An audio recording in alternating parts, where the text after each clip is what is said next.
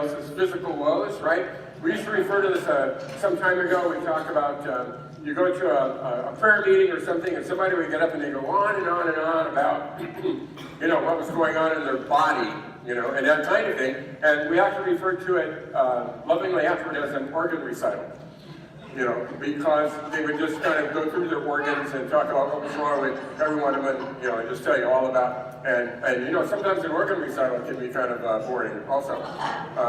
But I want to tell you that in the saga of my sickness, I did not feel terribly well, last Sunday, and so I was doing a little knuckle bumping as I think, oh no, maybe I'm getting sick. And hey, you ever have that feeling because you think you're tough, right?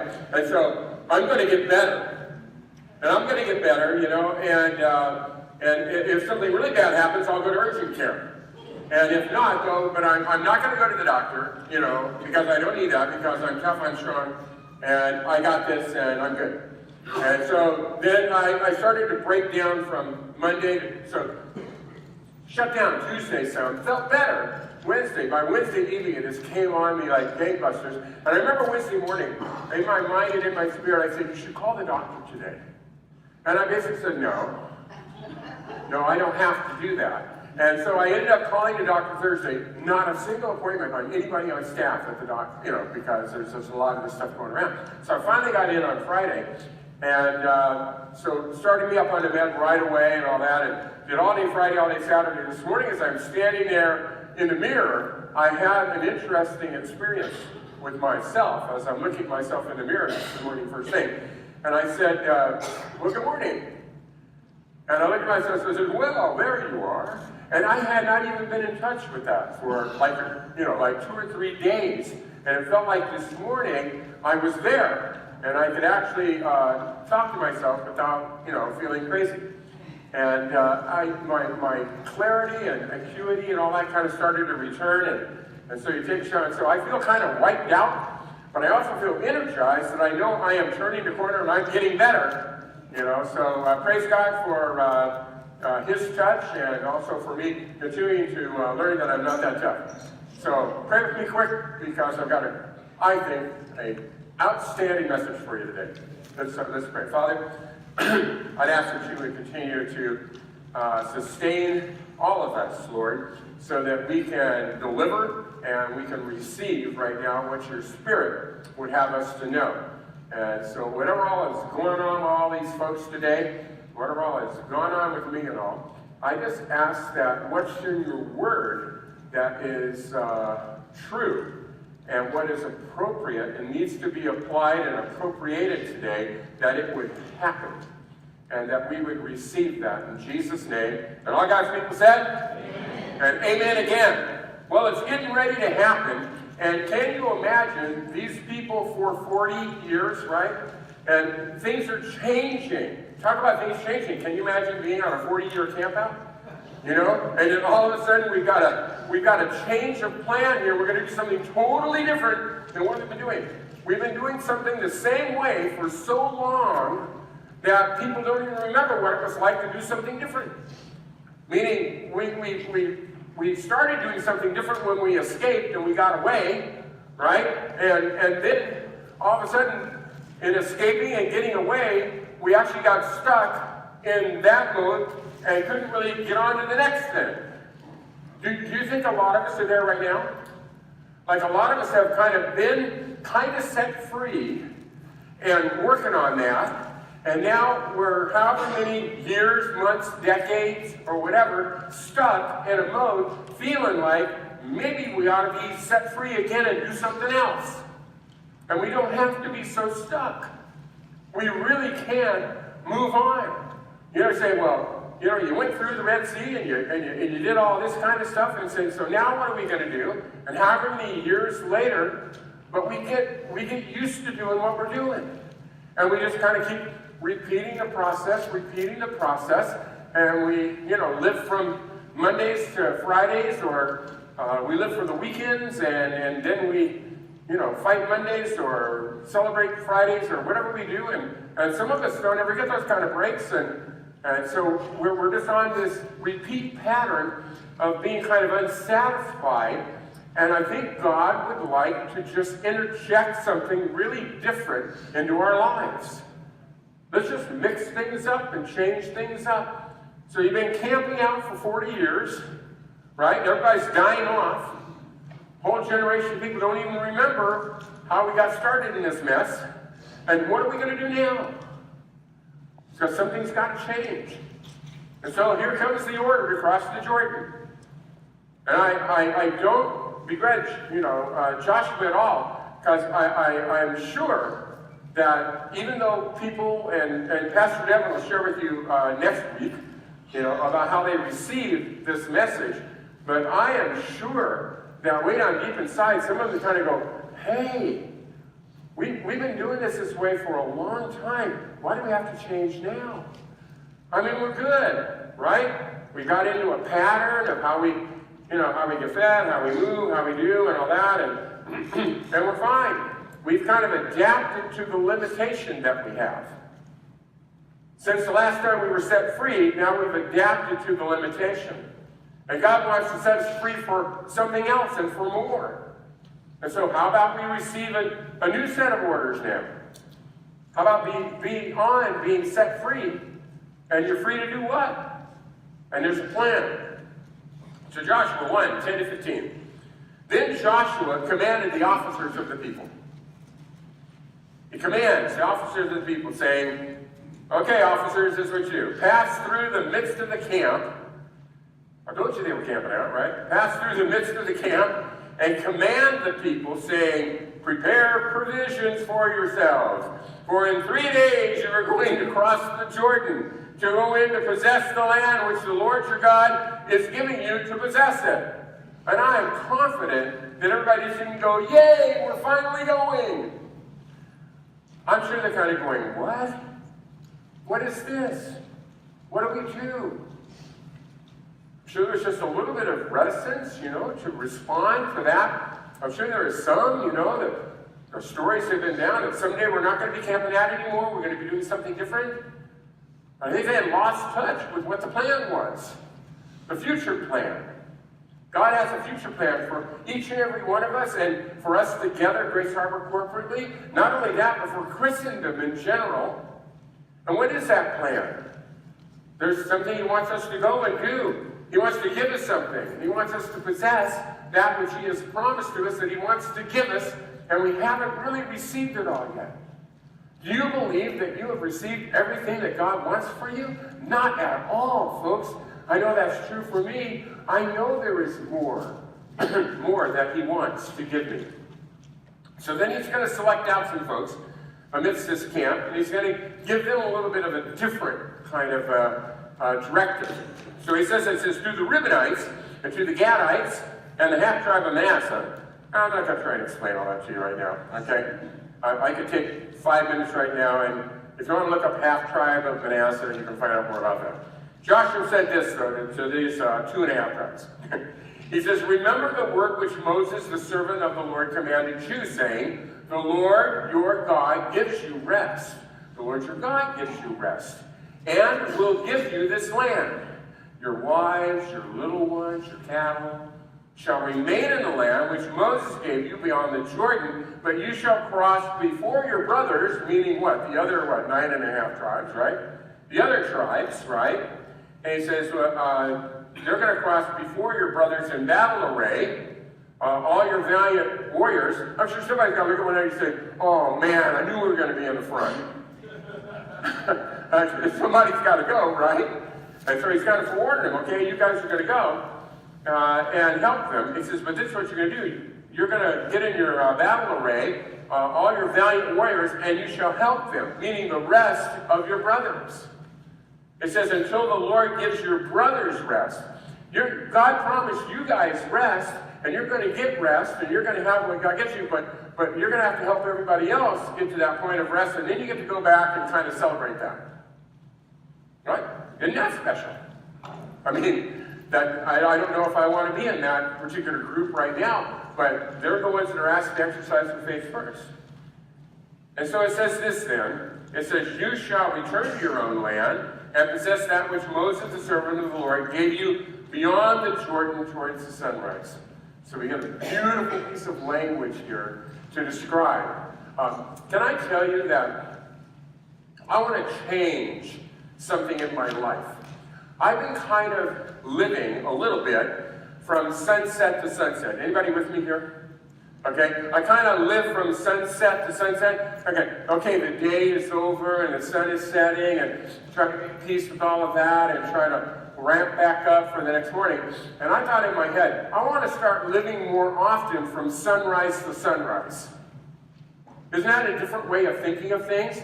Instead of, we celebrate how beautiful the sunsets are. Somebody shared with me a sunrise picture, and I immediately thought that it was a sunset picture. But it was just such a colorful, beautiful sunrise. It kind of looked like a sunset. It was just really awesome. I said, this is the sunrise. And I'm thinking, we need to really celebrate sunrises in our lives as much as we celebrate sunsets in our lives. I want to live from sunrise to sunrise. I want to live from morning to morning and not from evening to evening in my life. And so I'm trying to make that change in my thinking. Look at point number 1 here. We're going to go through some sermon notes. And those are in your worship folder, a piece of paper, if you want to grab that out. We have some fill in the blanks today. The first one's pretty easy because pretty much a derivative of the same word goes in every blank. Okay? So you can think of, it's easy, right? You can fill in the blank here. God's chain of command. God's chain of command.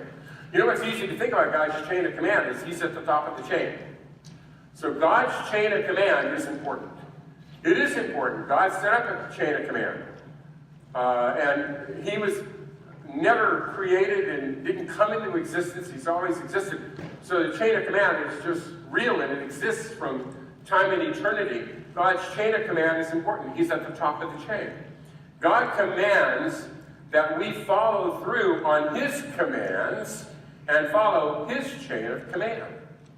That's what His command is. His command is to follow His commands and to follow His chain of command. So what is His chain of command? It's God and His Word at the top, and through His prophet, and through His leaders, and through His people, and to everybody. He has this chain of command, how He is disseminating His truth and His plan and His purposes. But that's important, because we can think of somebody else. That somebody else has a chain of command, or there's somebody else that's stuck in the middle of the chain of command. No, there's not. God is at the top, and everybody else is subordinate to that. Everything else is subordinate to that. And what God is commanding are the most important orders coming down. And we need to follow through on His commands, what He's telling us to do, and follow His chain of command. And if I'm supposed to follow the chain of command, then I need to kind of listen to what the leaders are saying, and then what the prophet is saying, to what His Word is saying, and what God is saying. So that we can't presume, without going through His chain of command, that we know what His command is. It has to come from Him and from His Word first. That's where His command comes from. And also, if the people, or if everybody, or if leaders, or even the prophet says something that His Word or God doesn't say, then that's not part of His chain of command. His chain of command is true from the top and from the beginning, coming from Him, out of His Word. And everything else subsequently has to follow where it starts, or it's finished immediately and it's no longer His truth. Okay? Point number 2. We can only possess what He has promised if we are obedient to His will. We're only going to possess, actually get our hands on it, not just thinking about it. We're actually going to only receive what He wants us to have if we are obedient to His will. Being obedient to His will is not an easy thing to do. Sometimes being obedient to His will means that we have to be willing to wait. That's a hard thing to do, is it not? Is to wait.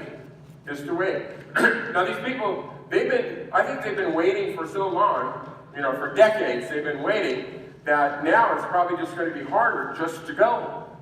Because they're just in the pattern, waiting and waiting and waiting. Sometimes we get really good at waiting. I get really comfortable in my waiting. And I can just kind of like tell this kind of interesting story about someday, there's going to be a sunset, and then I'm going to be on the other side of it. I don't think that's the final story. I think there's a lot of sunrises that need to happen before these sunset things happen. We're going to go somewhere when we follow him. That's when we're really going to go somewhere. It's when we follow him. I think sometimes we think, okay, there's a promise. I'm eventually going to end up in heaven. And so therefore, I signed up for heaven and got saved. And someday I'll check into heaven. But between here and then, I'm just doing the best I can, kind of getting by and, trying not to cause any waves or any trouble or anything like that. Or you may be thinking, hey, I'm going to eventually get to heaven. I'm going to try and have as much fun as I can. Or, I'm trying to get everything I can. I don't know what your goals or motivations are, but in terms of his promise, we're going to have to get somewhere when he's really leading. And that's what we're after with this prayer effort that we're all committed to at 818.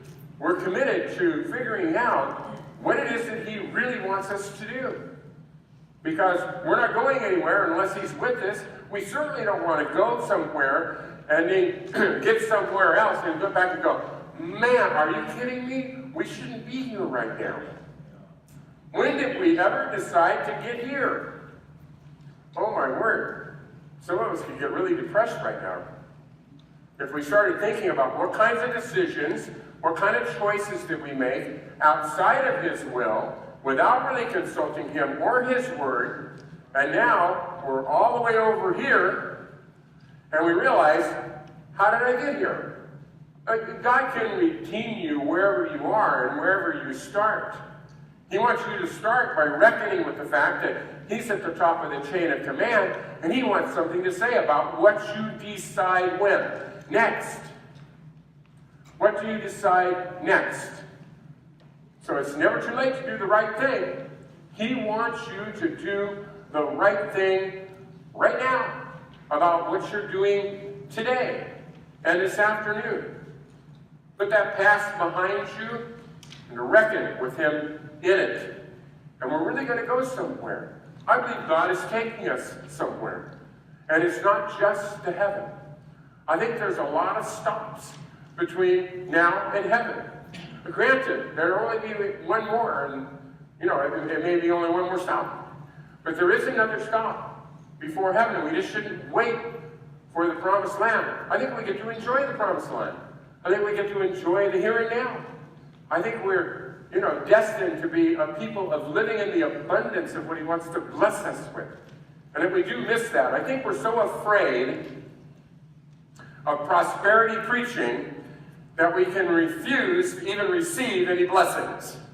Are you with me right there? That we're so afraid, just like we're so afraid of Pentecostalism or something, that we restrain the Holy Spirit. Or we're so afraid of the power of God that we don't talk about the supernatural. In the same way, I think that there are promises, blessings, glory, things that he wants to do, not to build us up, but to glorify himself, that he wants to make happen. And we don't receive that for fear that we're going to get beyond ourselves, or we're going to be out there or something, or we're going to get over here and think, oh no, we're so far out of his will. I wholeheartedly believe that I have missed bigger portions of his will than I have overextended his will. I hope that rings true with somebody other than me, meaning that I am sure that I have missed more blessings than I have presumed blessings that weren't there. And I think the reason that I have is because of my reticence and my resistance to take risk, even in his spirit, when he wants us to take risk. So I ask you in number 3 here, as you're sitting here in the 40-year stuck mode, or maybe it's only 4 years for you, or 4 months, or 4 weeks, or 4 days, or however stuck you are. I was stuck in sickness for about 4 days, by my own choice. So I don't know how long you're stuck and about what, but why is your progress being hampered? How is your progress being hampered? That's point number 3. How is your progress being hampered? Are you hampered? Are you restrained? Are you standing on the banks of the Jordan because you have a lack of promise. But nobody ever promised you anything. Is that what's really holding you back? Is that you don't have a promise?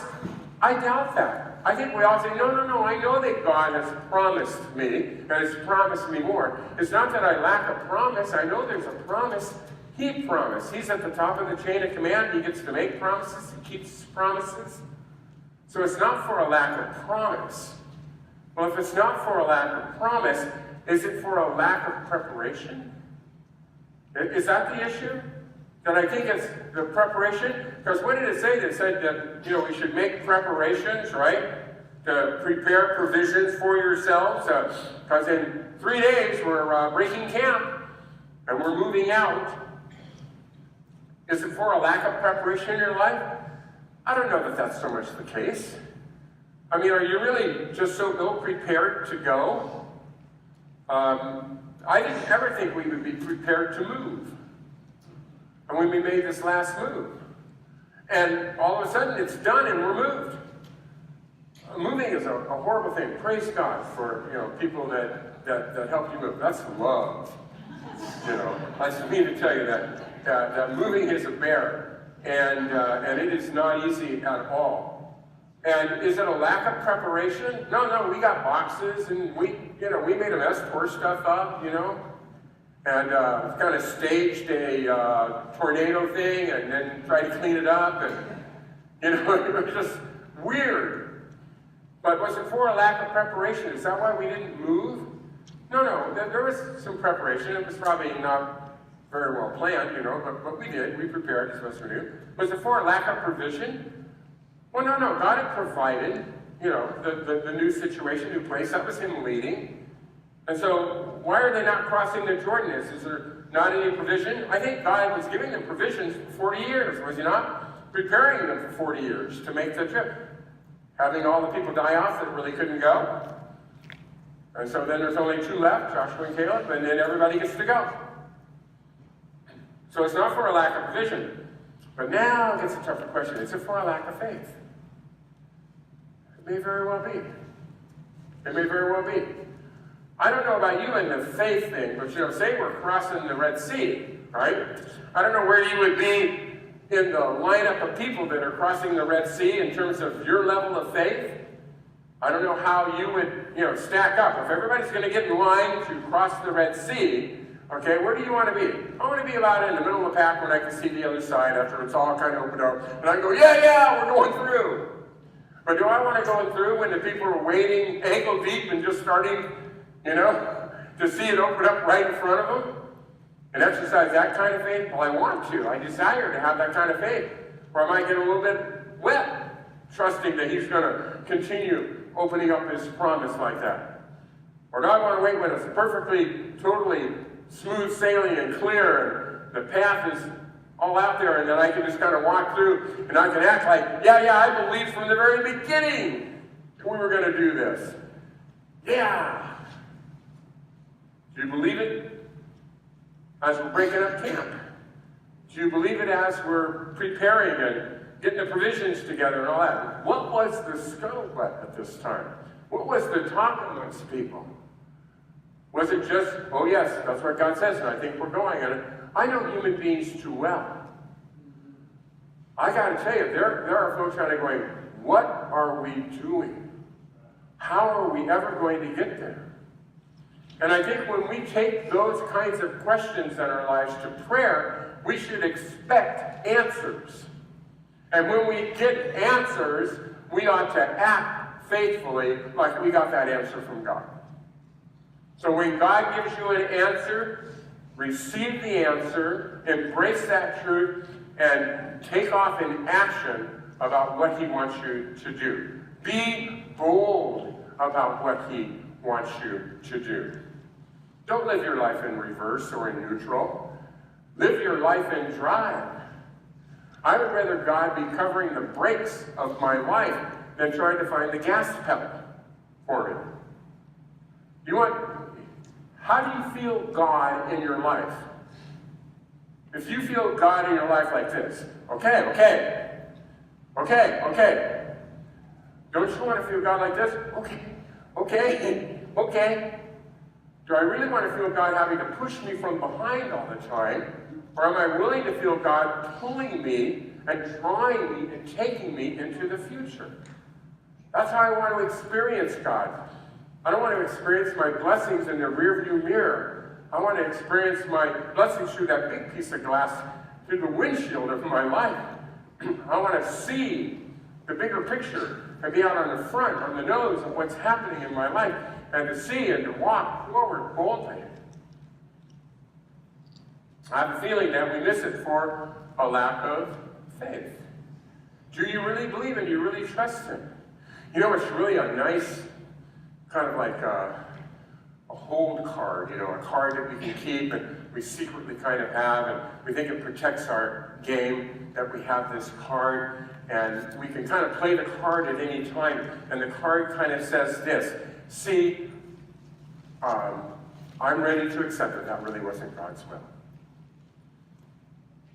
Is it easier for you to accept that something isn't God's will than it is? Well, that's an interesting thought, isn't it? I'm so willing to say, oh yes, Lord, I know, that just wasn't your will. What about what was His will that you didn't receive? That's what I want to receive. It's what was His will that I didn't receive, not what I was outside of His will. I don't think that's been the big problem. I think the big problem for me has been that He has had His will mapped out for me, and I have been reticent to respond boldly. And He just told them, and gave them a big lecture, be strong and be courageous. We're going to cross, and you know what? Crossing the river is just symbolic of what they're going to be up against after they get across the river. Because then they're really going to have to trust, because the fight and the battle starts. But we won't even get our feet wet. We even tend not to go down to the beach for fear that somebody might ask us to get in the water. So you say, you know, I've stopped carrying my boogie board with me. And I need to put the boogie board in the car again. Because there's a good chance, if I go out to the beach, that I ought to be willing to get in the water. You know, if I have an opportunity to get in the water. But if I don't take the boogie board, no chance I'm not going to buy a boogie board, you know, just to go out in the water. So I've kind of protected myself, haven't I, from having to do anything, because I haven't really accepted. I don't really believe that I might get in the water, otherwise I would have my boogie board in the car. One of the problems, it kind of takes up a lot of room now, and so, but that should be not as important. I should just go ahead and do it. Because I love it when I do it. I love the spontaneity of it. And I need to be able to receive that, to continue in that. So a lack of faith, I think, is part of the issue. What about a lack of complete obedience? The kind of complete obedience that says that you trust the leader, or that you trust the prophet, you trust his word, you trust God, that he is leading you, and he is out front of us. We need a plan. For a lack of a plan, I think I need a plan, and my plan ought to be simple. This is to follow the plan. If my plan were simply to just go with his plan, I think I should just start there. I don't need to know the details. I just need to have an attitude that says that, Lord, whatever your plan is, I'm on board, and I want to be a part of your plan. I don't have to know the details. We got a lot of responsibility right now in terms of deciding what kinds of things we're going to do to improve our facility and expand our capability to let our schools and our church grow, and to beautify and to refurbish and to try to build out some and be responsible with this gift that we've been given. We got a lot of responsibility with that. And you know what? I don't exactly care, and I don't think anybody on our building committee or our church council or anybody, and if you do, you know, let go of that, because we don't care what it is. We just want to make sure that we do the right things in the right order so that we're good stewards with what we have, so that we can make it better for whatever God's doing. So how do we do that? We need to just have this much of a plan. My plan is to follow his plan as he unveils it, as he unfolds it. And so we're praying that we have unity together, that God reveals in each of us individually what we're supposed to do corporately, and that we know that it's coming from Him. Another part of this lesson today is in point number 4. So if we pull up number 4 here, it's about our destination. Our destination is not a race to the finish line. So it's not kind. It's kind of like this. It's like it's saying, okay, I promise you, you're going to take the land, and you got all these tribes that are going to go take their part of the land, and so then everybody's going to go out there and like on 12 fronts and make this thing kind of happen. That's not how that happened. What happened is that there was a plan that 2.5 of these tribes are going to go out there and they're going to do what they're going to do, and then they're going to pave the way for some others to do what they're supposed to do and fight alongside, and then they get to go back once the battle is more won out there in the future. But don't we want to do that for generations to come here? Don't we want to, I don't want to rest now. It's not time to rest, folks. It's time to fight. It's time to grow. It is time to serve, and it's time to play and to build and to work together. I'm just so proud of our folks for tearing down the playground thing. I just think that's fantastic. Sometimes you got to tear something down before you can build something. I thought that was a huge accomplishment to be able to do that. And I actually was obedient in that. And you know what my part of that plan was? I did exactly what I was supposed to do about tearing that playground down yesterday on my birthday. I stayed home. Amen. It's what I was supposed to do. But me, I'm going to martyr myself or something and come down here and prove that I don't have to do that. I have to take care of myself. I'm supposed to preach tomorrow. And so there were plenty of people to do that, and they got it done exactly how and when. And people came that didn't even know were going to show up, and it got done. It was a great project and task, and it happened. Our destination is not a race to the finish line. We are not commanded to finish first. So it's not like they get up and say, okay, we're going to cross the Jordan, and then whoever conquers their land first wins. Okay? God's with you. I'll hook up with you at Jericho because that's going to be some extra trouble. It's not like that. Okay? Watch out for, AI. Watch out for that place because I think, we may run into trouble. But it's not like that. And we'll find out more about those battles and about the things that happened in those fights. But we're not trying to finish first. And it's just like in the church of God, we're to get to the kingdom and forever. It's not like we're trying to race there. You know what the goal of our race, the race of life that Paul talked about? You know what our goal in the race of life is? It's for everybody to finish. That is the goal. We're trying to help everybody finish. I love those inspirational videos where people stop and help people across the finish line. I think that just is so cool. Or that people help other people. I love it, see people push people in wheelchairs to compete in marathons and stuff like that. I love to see people make it possible for other people to do things. We're not trying to be first. We're trying to help everyone finish together. To finish together. That's our goal. It's not a race. I got to heaven before you. I hope I don't get to heaven before all of you. Is it a race to get to heaven? No, it's not a race to get to heaven. Is it a race to be first here in the church? No, it's not a race. It's a race to make sure we all finish the race, to help everybody. So if we're racing to make sure everybody finishes together, who should we be most concerned about? The people who are in the lead. No, we shouldn't be concerned about the people. I should be further up in the race than the rest of those people. No, the people should be concerned about the stragglers. We should be more concerned about those who have stumbled and fallen. We should be concerned about those who have dropped out of the race. We should be more concerned about people that don't even know there's a race. That's what we should be concerned about. That should be our number one priority, not, finishing ourselves. We need each other. And these tribes are going to have to they're going to have to, and the tribes within our church, we need to realize that it's not about one tribe or the other tribe. I don't care how long your tribe has been here or how new your tribe is. It's not about your tribe. It's about his people. His people.